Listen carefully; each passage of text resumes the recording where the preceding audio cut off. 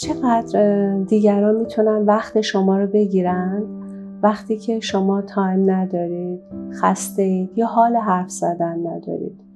چقدر دیگران میتونن در مورد ظاهر شما نظر بدن وقتی که شما دوست ندارید یا نظر اونها رو نخواستید؟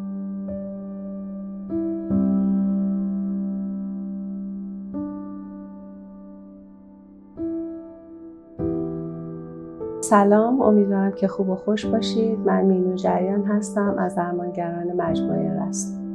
امروز میخوام در مورد انواع مرزبندی صحبت بکنم.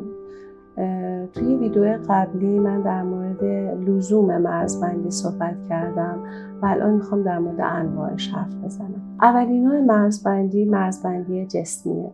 چقدر ارزشمندی شما به بدنتون گره خورده، به جسمتون گره خورده، چقدر این میتونه نظرات دیگران در مورد شما رو برآشفته کنه یا شما رو وادار به انجام کاری بکنه.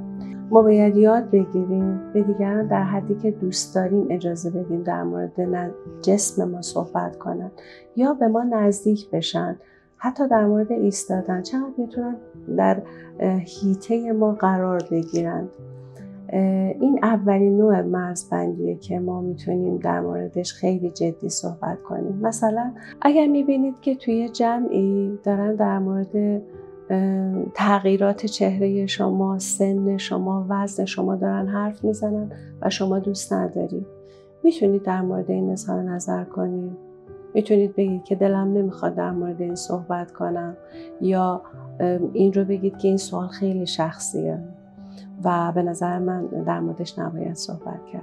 این اولین مرزبندیه که حتما ما باید بتونیم با دیگران رعایت کنیم. دومین مرزبندی منابع، چیزایی که در اختیار شماست، مثل پول شما، خونه شما، ماشین شما و از همه مهمتر وقت شما. چقدر دیگران میتونن وقت شما رو بگیرن، ساعتها با شما صحبت کنن وقتی که دلتون نمیخواد. شاید مهمترین منبع ما وقت ما باشه که همون عمر ماست و دیگران بتونن این رو از ما بگیرن و ما نتونیم بهشون نه بگیم.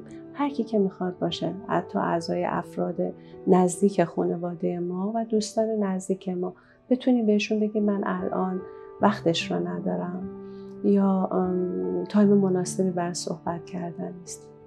سومین منبعی که در موردش میتونیم صحبت کنیم منابع احساسی ماست.